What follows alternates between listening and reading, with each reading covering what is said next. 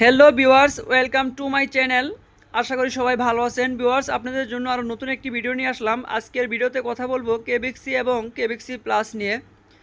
অনেকে আমাদের প্রশ্ন করে থাকেন কেবিক্সি এবং কেবিক্সি প্লাসের মধ্যে পার্থক্য কী, কোনটি ভালো, কোন রোগের জন্য কোনটি খাইতে হয় এবং কিভাবে খাইতে হয়। তো সেই বিষয়টি আজকে ভিডিওতে আমি সহজভাবে বোঝানোর চেষ্টা করব। আর আপনাদের সাথে আমি কথা বলছি Mohammad Tarik Islam, DMS, diploma in medicine and surgery. Viewers, মূল ভিডিওতে যাওয়ার আগে একটি অনুরোধ করব, যদি আমার এই ভিডিওটি আপনাদের কাছে ভালো লাগে তাহলে আমার চ্যানেল সাবস্ক্রাইব করে একটি লাইক করে ভিডিওটি শেয়ার করে দিবেন। ভিউয়ার্স, আমরা মূল ভিডিওতে কথা বলি। তো আপনাদের বোঝানোর সুবিধার্থে আপনি দেখতে পাচ্ছেন আমার সামনে কেবিক্সি এবং কেবিক্সি প্লাস রাখা রয়েছে।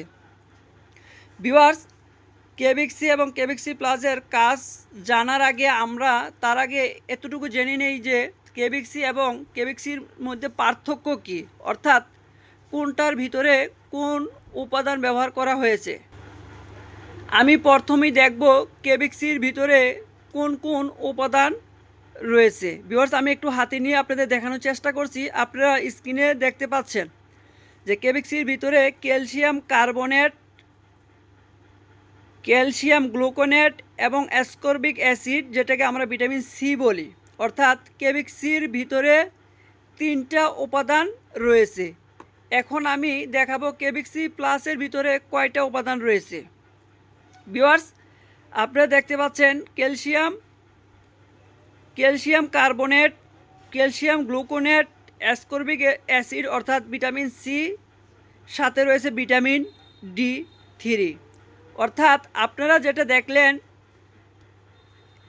কেবিক্সি এবং কেবিক্সি প্লাসের মধ্যে মূল যে পার্থক্য সেটা হচ্ছে কেবিক্সির ভিতরে 3টা উপাদান এবং কেবিক্সি প্লাসের মধ্যে 4টা উপাদান। অর্থাৎ কেবিক্সি প্লাসের মধ্যে একটি উপাদান বেশি, সেটা হচ্ছে ভিটামিন ডি3। এখন আমরা একটু জানার চেষ্টা করি ভিটামিন ডি3 কী। ভিউয়ার্স, আমরা অনেকেই জানি যে ছোটো বাচ্চাদের রোদ্রে সকালবেলা রাখতে বলে, তার কারণ হচ্ছে সূর্যের থেকে যে একটা ভিটামিন পাওয়া যায় সেটা হচ্ছে ভিটামিন ডি3, যেটা সকালবেলা বাচ্চাদের রোদ্রে রাখে। তো সেই ডি3টা হচ্ছে এখানে ব্যবহার করা হয়েছে ভিটামিন কেবিক্সি প্লাসের ভিতরে ব্যবহার করা হয়েছে। ভিটামিন ডি এর কাজ হচ্ছে ক্যালসিয়ামের শোষণ বাড়িয়ে দেওয়া। ক্যালসিয়ামের অর্থাৎ শরীরে যে ক্যালসিয়াম শোষণ করে সেটার মাত্রা বাড়িয়ে দেওয়া। এছাড়াও ভিটামিন ডি এর আরও বাড়তি কিছু কাজ রয়েছে, যেটা হচ্ছে হাড় গঠনে কাজ করে, দাঁত গঠনে কাজ করে, হরমোনের ভারসাম্য রক্ষা করে, পেশি শক্তিশালী করে। এছাড়াও ভিটামিন ডি3-র আরও বেশ কিছু কাজ রয়েছে। তো ভিউয়ার্স, এখন আমি বলবো কোনটা কারা খাবেন। ভিউয়ার্স, আগে আমি কেবিক্সি প্লাসের কথাই বলি, যেহেতু এটা ভিতরে ভিটামিন ডি3 আছে। অর্থাৎ কেবিক্সি প্লাস গুরুত্বপূর্ণ বেশি, কেবিক্সি থেকে কেবিক্সি প্লাস বেশি গুরুত্বপূর্ণ এবং ভালো কাজ করে।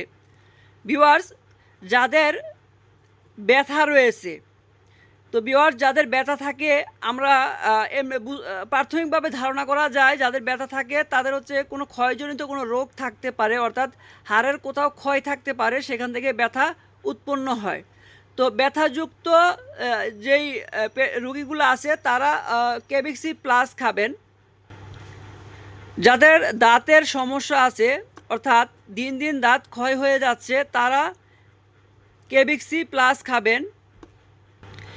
এক কথায় বলতে গেলে শরীরের যে কোনো ব্যথা থাকা অবস্থায় যদি আপনি ক্যালসিয়াম খেতে চান তাহলে কেবিক্সি প্লাসটা খাবেন, কারণ এটার ভিতরে ভিটামিন ডি3 রয়েছে, যেটা আপনার হাড় গঠনে কাজ করবে এবং ক্যালসিয়াম শোষণে কাজ করবে। এখন আমি বলবো কেবিক্সি এর কথা। তো ভিউয়ার্স, তারাই কেবিক্সি খাবেন যারা কোনো কারণ ছাড়াই অথবা যারা শরীর দুর্বলতার কারণে ক্যালসিয়াম খেতে চান। আমি আবারও বলি, কোনো কারণ ছাড়া যারা দুর্বলতার কারণে একটা ক্যালসিয়াম খেতে চান তারা কেবিক্সি খাবেন। এখন আমি বলবো কোনটা কখন খাবেন। ভিউয়ার্স, আপনারা অনেকেই জানেন যে ভিটামিন ডি3 সূর্যের আলোতে শোষণ ক্ষমতা অনেক বেশি, অর্থাৎ সূর্যের আলো না থাকলে এটা শোষণ ক্ষমতা কমে যায়। যেহেতু কেবিক্সি প্লাসের ভিতরে ভিটামিন ডি3 দেওয়া আছে, অর্থাৎ এই কেবিক্সি প্লাসটি সূর্যের আলো থাকা অবস্থায়, অর্থাৎ সকালে অথবা দুপুরে খাইতে হবে ভরা পেটে। আর যেটা ক্যালসিয়াম সি, এটা হচ্ছে আপনি দিনেও খেতে পারেন এবং রাত্রেও খেতে পারেন। ভিউয়ার্স, এছাড়াও যদি আপনার কোনো প্রশ্ন থাকে বা কোনো জানার অপশন থাকে তাহলে আমাকে কমেন্টে জানাতে পারেন, আমি আপনার কমেন্টে উত্তর দেওয়ার চেষ্টা করব। সবাই ভালো থাকবেন। আসসালামু আলাইকুম।